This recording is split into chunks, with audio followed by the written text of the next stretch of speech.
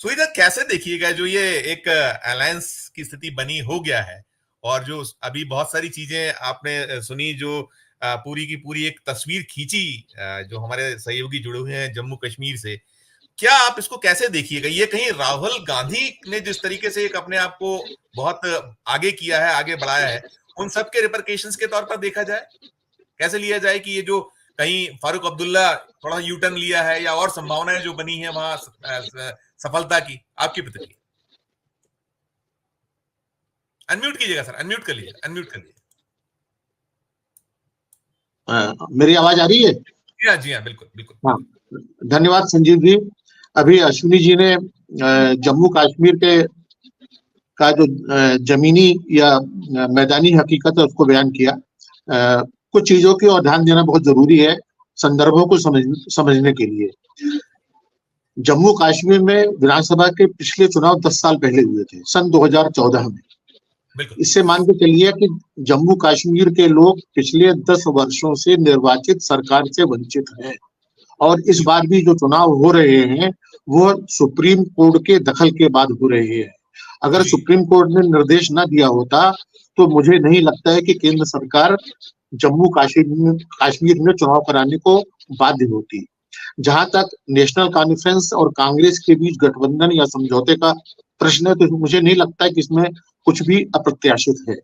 शेख अब्दुल्ला परिवार और नेहरू परिवार के बीच मोटे तौर पे मान के चलिए कि 3-4 पीढ़ियों का रिश्ता है। शेख अब्दुल्ला जम्मू कश्मीर के अभी तक के इतिहास में सर्वाधिक प्रभावशाली और लोकप्रियतम नेता रहे हैं, और पहले नेशनल कॉन्फ्रेंस मुस्लिम कॉन्फ्रेंस के नाम से जानी जाती थी, लेकिन जवाहरलाल नेहरू के श्रीनगर और कश्मीर के दौरे के बाद उसका नाम परिवर्तित करके नेशनल कॉन्फ्रेंस रखा गया था। जैसा कि अभी अश्विनी जी ने कहा कि सन 80 के दशक में कांग्रेस और नेशनल कॉन्फ्रेंस के बीच अकार्ड हुआ था, तो इसको इन्हीं परिप्रेक्ष्य में आपको देखना चाहिए। जहां तक भारतीय जनता पार्टी का प्रश्न है, निश्चित ही भारतीय जनता पार्टी ने घाटी और जम्मू दोनों जगहों पर मेहनत की है, लेकिन उसको नतीजे घाटी के बजाय जम्मू में ज्यादा अनुकूल या मनचाहे मिले हैं। लोकसभा तो सुन लिए, लोकसभा में तो 3 सीटें लड़ी नहीं पाए थे वो घाटी की, तो हाँ, मैं उसी पे आ रहा हूँ। जम्मू की 2 सीटें और घाटी की 3 सीटें। जम्मू की 2 सीटों पर इनके प्रत्याशी जीते जितेंद्र सिंह और जुगल किशोर, लेकिन इन दोनों सीटों पर इनके दोनों प्रत्याशियों को मिले हुए वोटों में करीब करीब 2-2 लाख की कमी आई है। घाटी की सीटें, जैसा कि अभी बताया, बारामूला की सीट इंजीनियर राशिद ने जीती है, जो कि एक निर्दलीय हैसियत रखते हैं, और उन्होंने चुनाव भी जेल में बंद रहते हुए लड़ा, और उनको सज्जाद लोन और उमर अब्दुल्ला दोनों को हराने का श्रेय प्राप्त है। इससे आप अंदाजा लगा सकते हैं कि घाटी और जम्मू का मिजाज कैसा है कि 2-2 लाख वोट जम्मू में बीजेपी प्रत्याशियों के कम होना, घाटी में 2 सीटें नेशनल कॉन्फ्रेंस को मिलना, और 1 सीट इंजीनियर राशिद को जाना, और वहां पर सज्जाद लोन और उमर अब्दुल्ला का हारना। तो ये जो वोलेटाइल और ये जो बहुत नाजुक समीकरण जो जम्मू कश्मीर के बने हैं, ये बहुत मायने रखते हैं।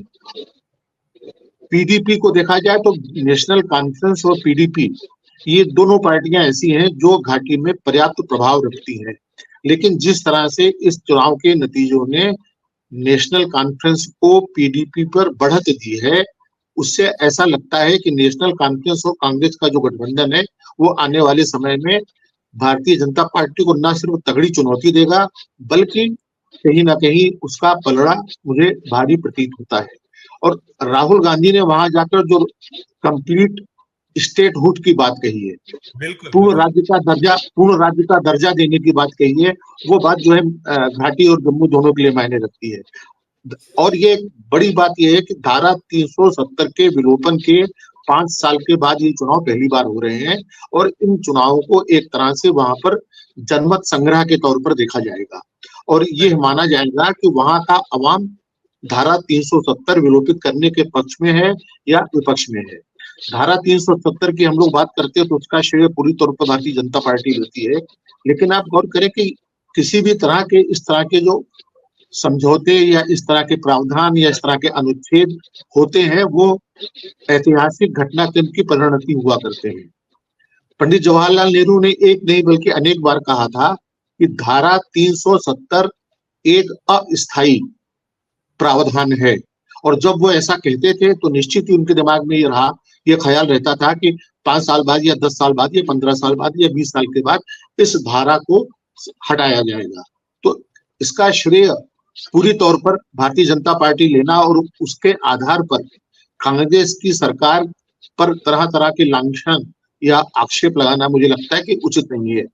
अब हम अगर चुनावी परिदृश्य पे आए तो जम्मू और घाटी दोनों का मिजाज मोटे तौर पर अलग अलग नजर आता है।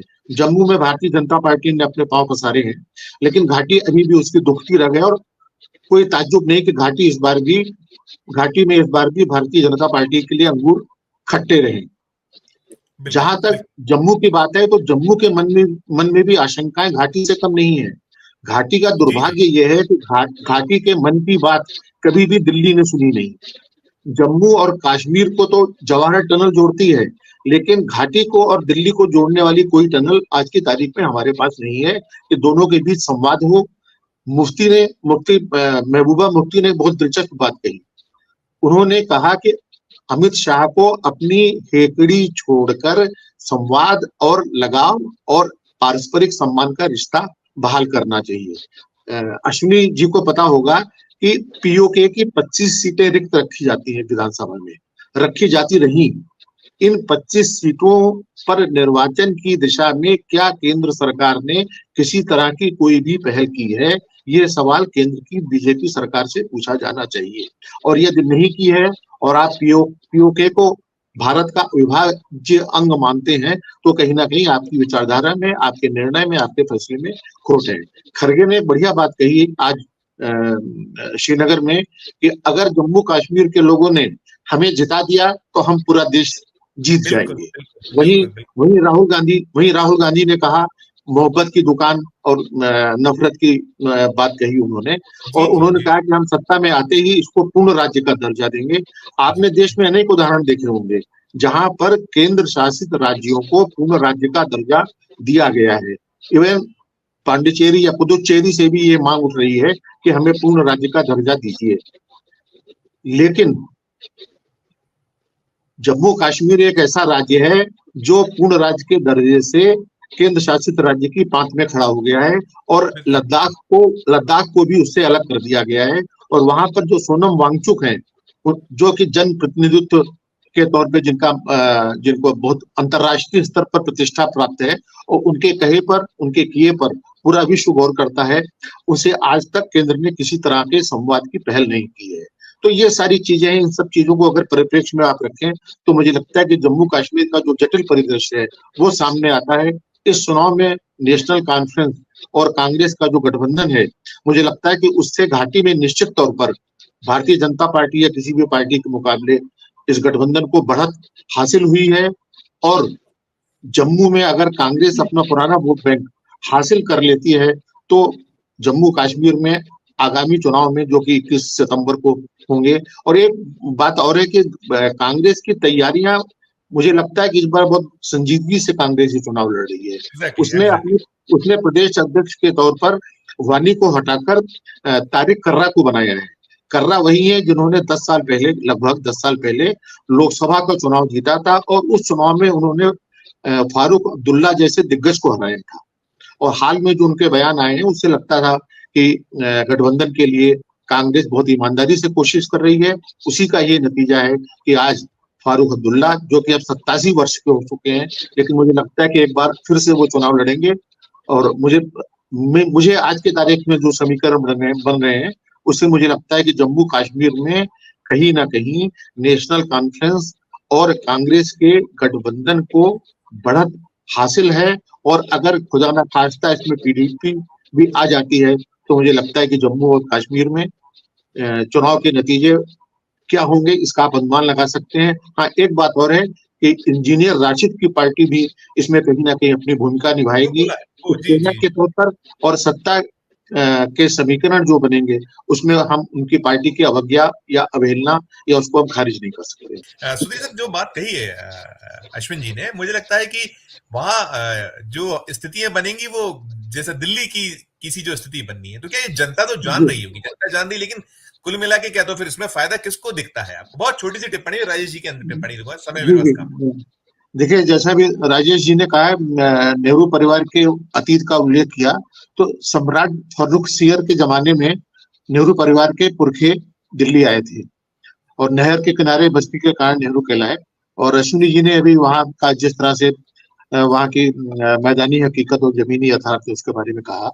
और एक बात जिसका उल्लेख नहीं किया, भारतीय जनता पार्टी के डर का ही ये नतीजा था कि लोकसभा के चुनाव में भारतीय जनता पार्टी ने घाटी में तीनों में से किसी भी सीट पर अपना उम्मीदवार नहीं उतारा था। जी जी ये जी। उसकी आशंका, उसका डर था, और उसे डर था कि उसकी मुट्ठी खुल जाएगी और वो चुनाव भी नहीं कराती अगर सुप्रीम कोर्ट का निर्देश नहीं होता तो।